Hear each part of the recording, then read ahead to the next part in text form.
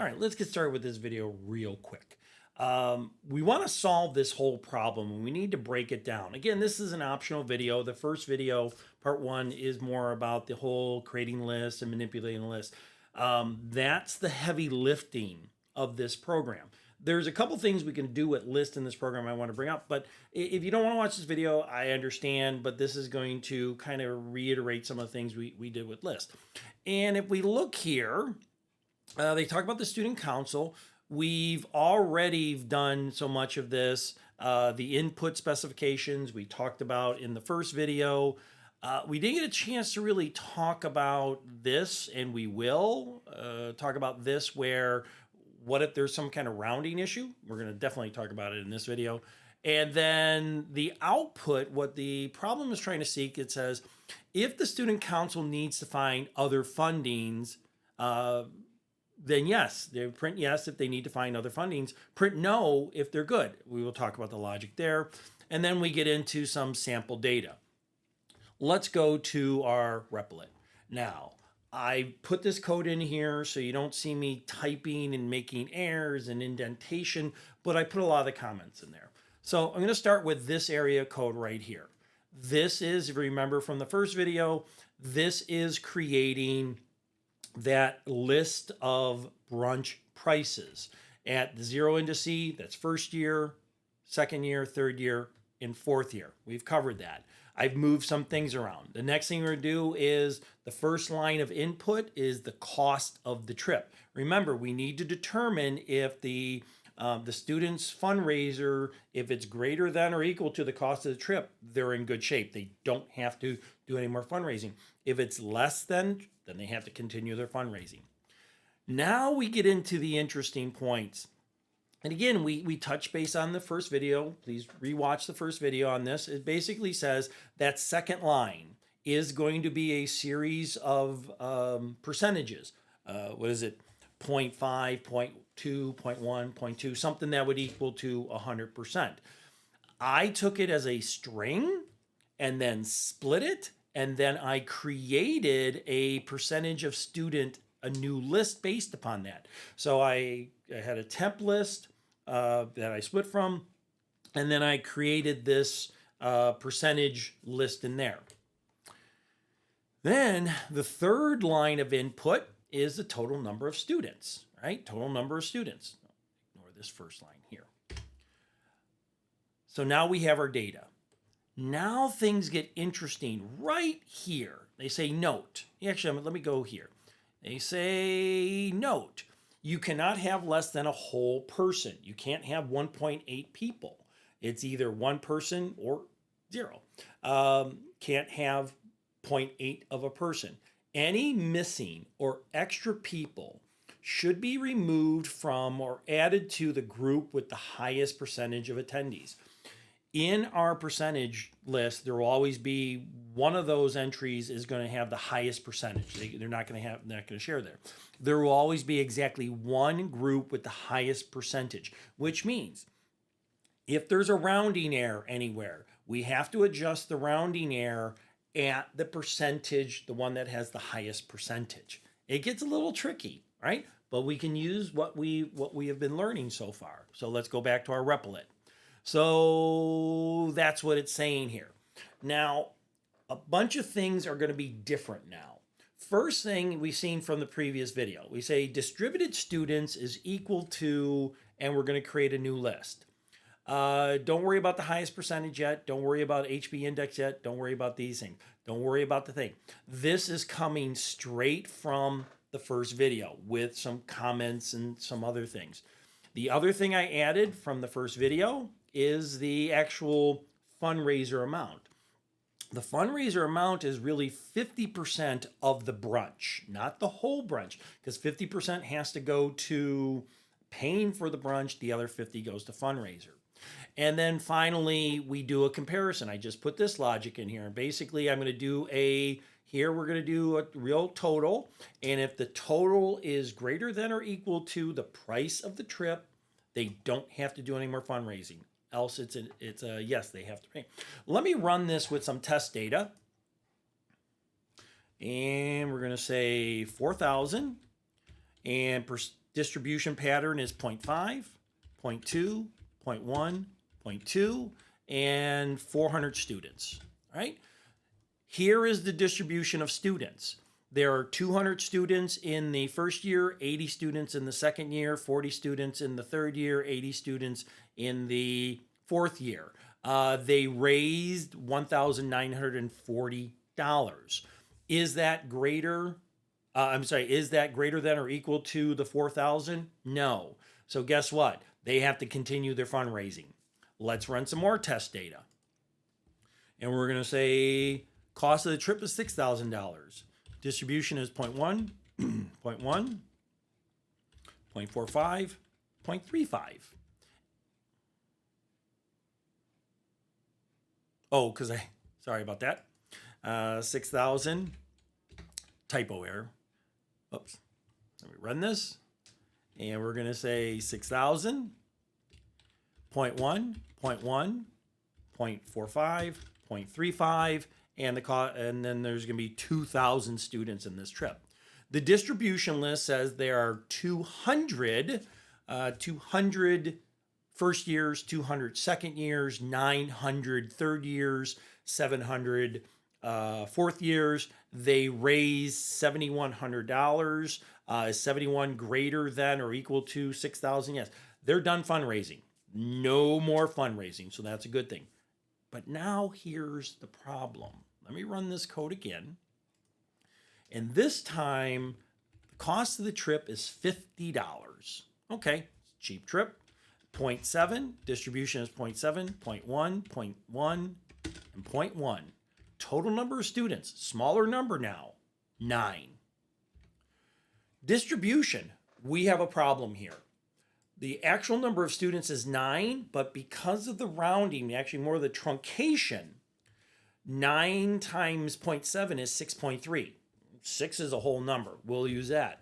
9 times 0.1, 0.9 gets thrown out. We lost three students here. So what the logic says, what they tell us in the problem is, I'll go back to the problem, that you cannot have less than, any missing, we're missing 3, or extra people. Maybe the rounding caused additional people. Any missing or extra people should be removed from or added to the group with the highest percentage. So if we go back to here, what they're saying is if there's any rounding error, dump it into the group with the highest percentage. So what we should eventually see here is a 9 because of that. So what we're going to need to do is somewhere in our program, we need to calculate the total number of students that we're calculating and compare that with the actual students. So here we would do, say, total actual students minus some kind of check value, which is 6 in this regard, gives us 3. We then have to add 3 to the highest. Whole bunch of stuff going on here. Good thing we have our indexes. So let's go back to the areas I said, let's ignore. Well, let's pay attention to them now. This is from the first program. The one thing we need to hunt down some values. One of the values we need to hunt down is the highest percentage, right? As we're going through the list of percentages, find the one that's the highest. Once we find that one, tell us what the index of that is. That's going to be important. Check value is we're going to be calculating the number of students based upon all those arithmetics that we're doing. Now I'm going to get rid of some comments and I'll explain it. So first one, very common. You'll see this in a lot of programming. Let me scroll up a little bit.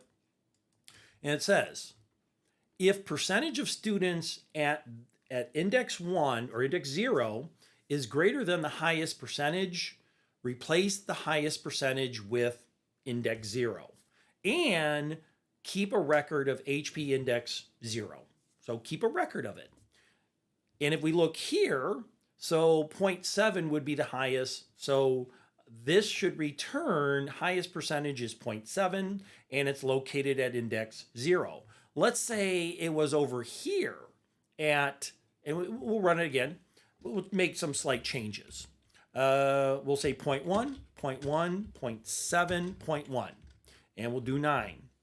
So in this time, as we iterate through the entire loop, it's going to have to say that the highest value, highest percentage is still 0.7, but the HP index is now 2. 0, 1, 2. That's what we're recording.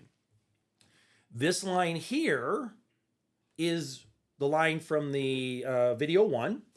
So we're just kind of appending, or we're doing that distribution of student lists based upon percentage of students and total number of students. And then here we need to do a check value.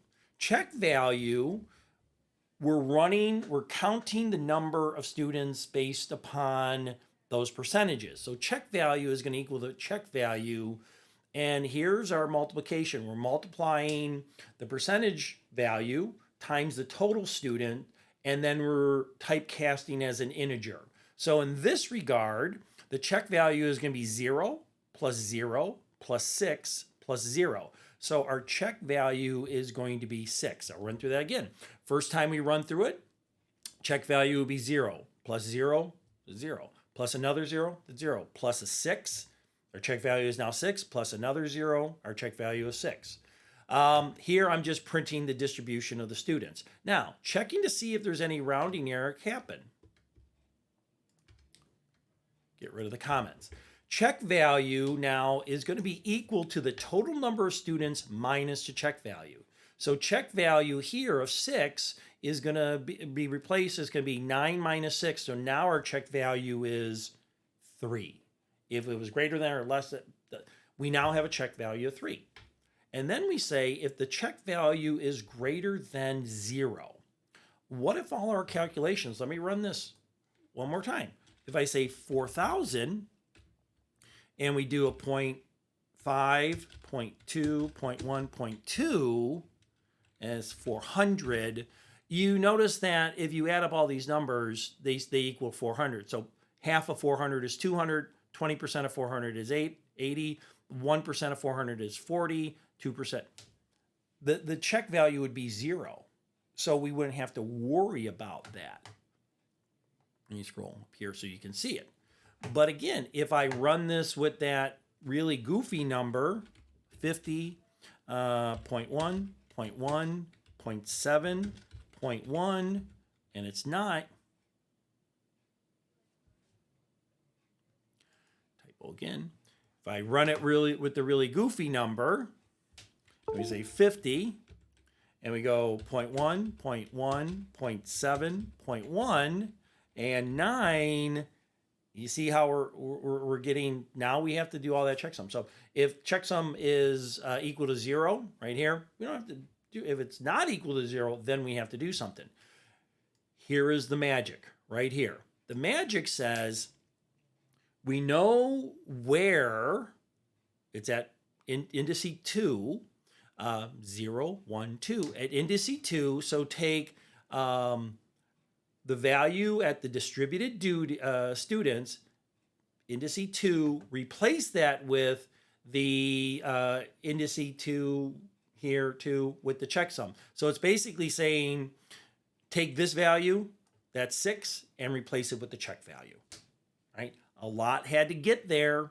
I know this is somewhat of a complicated program. If you want to watch it a few times, that'd be wonderful, but I'm just kind of explaining to you that is one of those, we're now not just iterating through the entire list, we're actually finding a particular value in the list and doing something to that value in the list. Okay, let's run this program. So I'm going to run the program, and I'm going to say 50, and it's going to be 0.1, 0.1, 0.7, 0.1, and 9.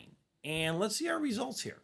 Well, this is the first list, and we see it's 006. We know that's wrong. But then after we fix it, then it's 0090. So we're able to take that check value or the difference and put it into the highest index. And then we do get our correct value there. So, everything? Yeah. So with that being said, thanks a lot. Sorry for the big cuts. I had a whole bunch of typos and things like that. Right? Let's go and learn something.